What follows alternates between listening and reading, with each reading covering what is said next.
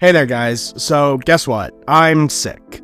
Yay. But I'm still on my quest to hit 2,000 subscribers this year, and in order to do that, the algorithm must be fed. So today I'll finally be posting my review for Blue Exorcist Volume 3. So the chapters in this volume, from what I gathered, really had two primary goals. The first was to establish Father Fujimoto's impact on the world of exorcists, and the second was to really emphasize the importance of Rin not relying too much on his sword. Did Kazue Kato succeed in these goals? Well, we'll talk about it in this review.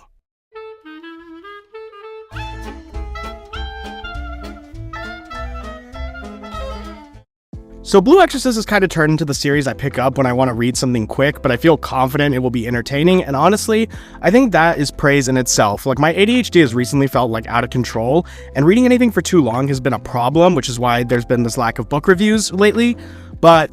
it's always been great to have the opportunity to pick up a Blue Exorcist manga and just read it from cover to cover in one sitting. And more importantly, it was fun, and honestly, way more emotional than I had expected. And that starts in Chapter 8, which is the first chapter in this volume, because I am an animal lover, and when they were talking about having to kill a cat at the start of this volume, I mean, granted, it was a demonic cat, but still, I was kind of not looking forward to it. But the cat, whose name is Kuro, very creative, actually opened this volume up in a way that emphasized the major motifs and focuses of the coming chapters in this volume. So, like, here's the deal. In Chapter 8,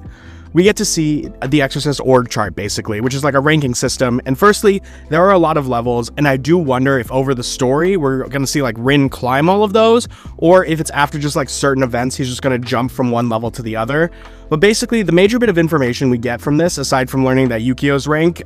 which is like mid-level, and Rin makes fun of him because they have like a really good like sibling dynamic, actually, like a very realistic sibling dynamic, is that Father Fujimoto was at the top of this org chart, and he was a position known as the Paladin. And in doing that, Kato needed to really focus on establishing Fujimoto's presence in the world, because it wouldn't really make that much sense for him to be literally the highest ranking exorcist in the story and have no impact on the world. And so we learned that Kuro was a rogue demon that Fujimoto managed to tame and make him a familiar. And now that Fujimoto's dead, Kuro is acting up, and while that in itself is like a problem, it also acts as kind of like a small-scale example of the problems I imagine the whole Exorcist community is facing with the loss of their strongest warrior. Also, quick note, since Kuro was Fujimoto's familiar, does that make Fujimoto like a tamer archetype of Exorcist, or can like every Exorcist create a familiar relationship? Anyway though, because Yukio was on this mission to tame Kuro so many years ago with like Fujimoto, he gets this call for help in putting down Kuro and accepts it, revealing that Fujimoto gave him this weapon to use against Kuro in case of his death. But before that, Yukio was actually having the conversation with Rin on the importance of him not using his sword too much, because the flames of Satan are too influential. And this made me wonder about like the importance of Rin's sword, I guess, and here's my current theory on it. I think that Rin's sword is like secretly the super significant weapon, like more than what we already believe it to be, and I think it might actually be one of the few or maybe the only weapon that can actually kill Satan, but it's literally a double-edged sword because it also has the capability of corrupting the wielder to Satan's will, or at least that's how Yukio made it sound. And all of that's to say that for the first time in this volume, though it like will be focused on later, the idea of Rin not being overly reliant on his sword is brought up, and it's played through, like I said, throughout the entire volume, which leads to some interesting dynamics. So the brothers end up going to the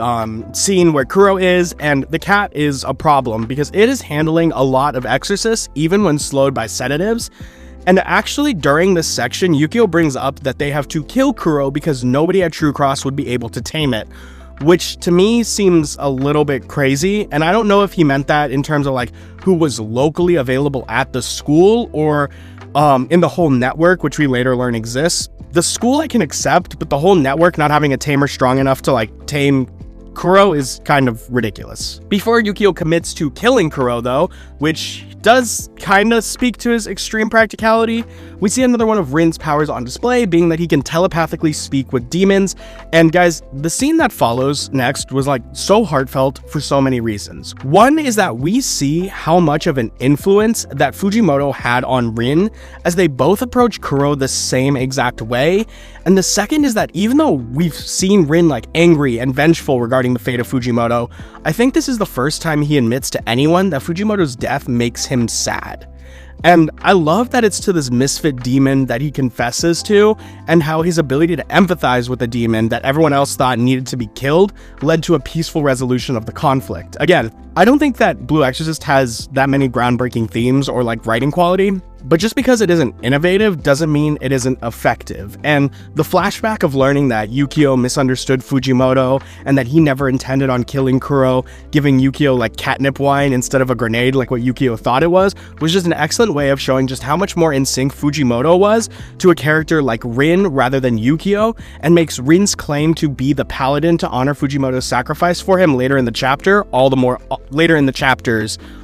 touching. But that's not really where this chapter ends, because we get another glimpse of Mephisto and Amaimon plotting about Rin. And again, I think this connects back to my theory, because I think they also want to kill Satan, and the reason they are doing what they are doing is to see exactly what Rin's potential is, to see if he is someone like worth backing. And once again, it's just a theory, but Mephisto was trusted by Fujimoto, and I gotta assume Fujimoto would have been able to read him if he was pure evil, so there's gotta be something there, right?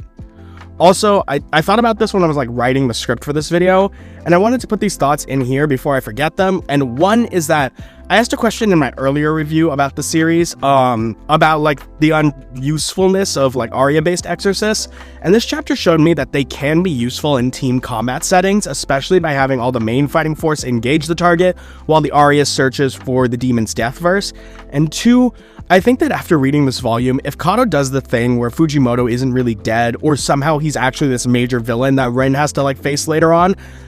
I'll be series level dropping of upset. Like, I have genuine concerns about this in the manga, especially after reading stories like Naruto and One Piece, and I'm just praying that Fujimoto is dead and will not secretly be a villain later on. Moving on to chapter 9 though, this one was a bit more action-packed than chapter 8, but most importantly, it did something that I've been wanting since like chapter 2, which is to let us see more of True Cross and like the town that surrounds the academy. And this couldn't have been more perfect, because if you know me, you know that I love theme parks, and I love the fact that True Cross has a freaking theme park with Mephisto as this universe's like Mickey Mouse. It's fantastic. And we also learn, I suppose, a bit more about ghost classifications in this chapter, and we get some more like Rin and Shiami romance, but I really don't care about that, because what's important from this chapter is we learn that Rin does not need to be the one to remove his sword in order to trigger his powers, and secondly, that the dude in the hoodie is actually a fairly high-ranking exorcist and senior investigator who is a girl by the name of Shura Kirigakura. And, well, I figured it's probably about time for some blatant fan service to arrive in this manga, but Shura is actually there on a mission. One is to keep watch of Rin, and two is to find out what exactly is going on at True Cross Academy, particularly with Mephisto, which I at least appreciate, but we don't really get to see much more of that in chapter 9, because chapter 9 was definitely just action-packed, and while some of the paneling was frankly amazing, there's this like one panel of Rin absolutely destroying a roller coaster, the chapter actually went by pretty fast, and while I enjoyed it in the moment, I don't know if I would have felt that way if I was a monthly reader. Chapter 10, though, really delivers on the events that Chapter 9 kind of sets up and makes up for the uneventful story progression. I said this before, but like, obviously I'm not a monthly reader of the manga. I have the ability to just jump into the next chapter, so again, I don't know if the monthly pacing would have changed my opinion on Chapter 9, but what I did learn is that in Chapter 10, like, in terms of mentor characters, Shura is actually a pretty interesting, like, archetype of it. Mostly because the age gap between her and her mentee Rin is not that vast, and I wonder how that will impact the story moving forward in terms of like the relationship that these two develop. Also, the world building in this chapter was great. Given that we are dealing with an order of exorcists, it makes sense that their main HQ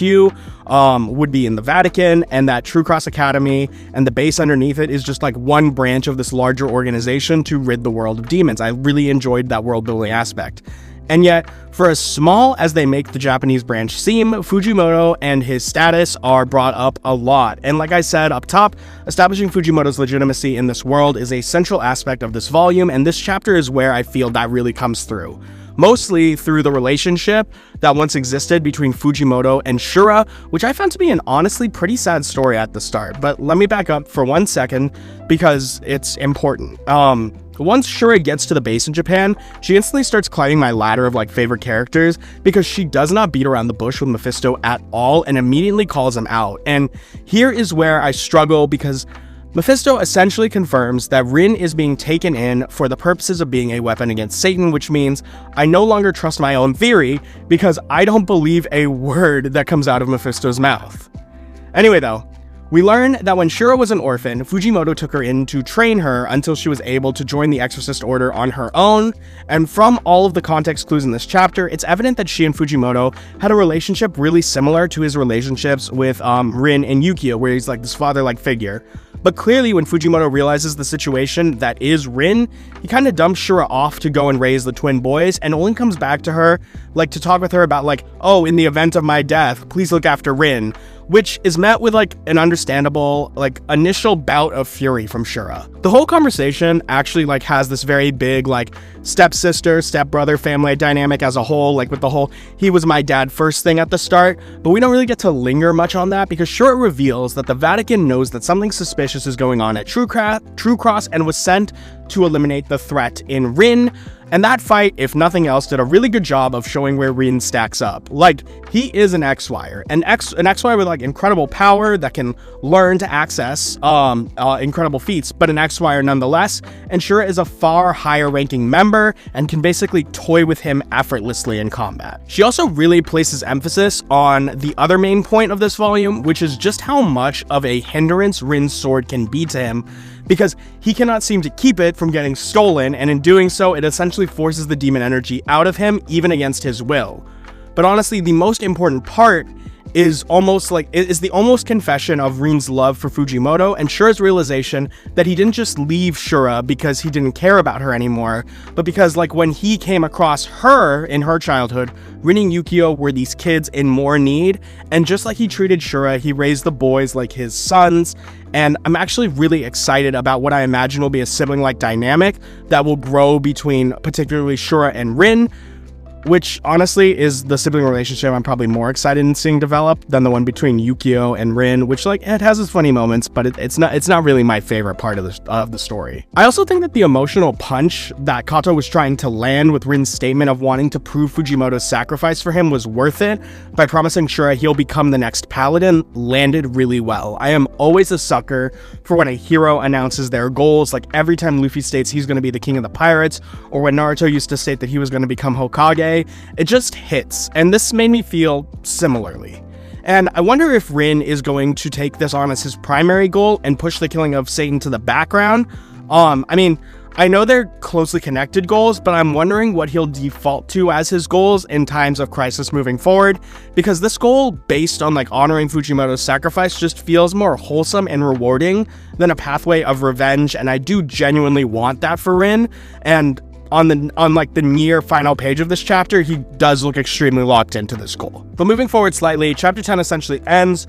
with Shura introducing herself, or reintroducing herself to the class, and states that her age is 18, which seems like it's going to be a character gag because she's clearly older than that. But to be real, it's kind of a meh gag, and it's a little overdone, so hopefully that won't be the extent of her humor moving forward, because I do see a lot of potential in this character. Chapter 11, though, is a little bit different than any of the other chapters in this volume, because it is almost entirely plot-based. Firstly, just wanted to get it out of the way here, that I love that Kuro was not a one-chapter type character, and has appeared again as Rin's training partner, and I also appreciate that, like, the nerf that was given to Rin was sensible. I feel like a lot of mangakas struggle with believably nerfing their protagonist, but having Rin operate without his sword, which he's been using as a crutch due to his inability to control his power, was actually a very smart way of creating the tension, and I imagine, like, a lot is going to come out of that throughout the story. This chapter also introduces us to something that the X-Wires have to go through called the Forest Camp, I think, and maybe not the best thing to say for a review, but I couldn't get the idea of how much this arc that's being set up kind of reminded me of Naruto's Forest of Death. Like, even the objectives of lighting the lanterns and the guaranteed failure rate due to the sheer numbers available felt very similar to the scroll mission in the Forest of Death. But while I noticed the similarities to other manga, that does not mean I'm not super excited for the arc that follows, and seeing the X-Wires use the powers they've been, like, revising is great. Especially if Kato can manage to make everyone that is not named Rin, Shiemi, and Yukio from becoming background side characters, like actually giving them time to shine is awesome. But obviously, the main event to talk about in this interaction is the one that happens between Ryuji and Rin at the end of the chapter, which was so far the best cliffhanger we've ever had. We know that for a while, Ryuji's dream is to kill Satan in vengeance for the Night of Blue Flame, and while Rin and Ryuji have built somewhat of a bond in sharing this same goal, the omission of Rin's parentage is something that was bound to come up, and Rin using his blue flames in desperation to try to save Shiemi, in doing that, he's caught red-handed by Ryuji, and while I imagine a fight is going to break out and put a strain on their relationship, I can only hope that this is not something that will be brushed over quickly, because I would really actually like to see these two boys fight. But overall, this volume was probably my favorite so far. I've definitely been reading the series a bit slower than I intended, and I promise I'm trying to pick up pace and put out more videos as I strive for my goal of 2,000 subscribers this year. I'm working on getting videos out a bit faster and doing some read-through live streams as well. I'm thinking about starting with Dawn to Dawn, but I'll also be open to suggestions about other series to read. Also, if you are wondering where my gameplay streams went, like my Pokemon Luminescent Platinum and Hogwarts Legacy, I've moved those over to twitch.tv because I want to keep my media review discussion type things separate from my gaming content. But if you want that, please click the link in the description and give those videos a watch. It would help me grow there a lot. But with all that said, I really hope you enjoyed this video. If you could give this video a like and a subscribe, that would be fantastic. And until next time, peace.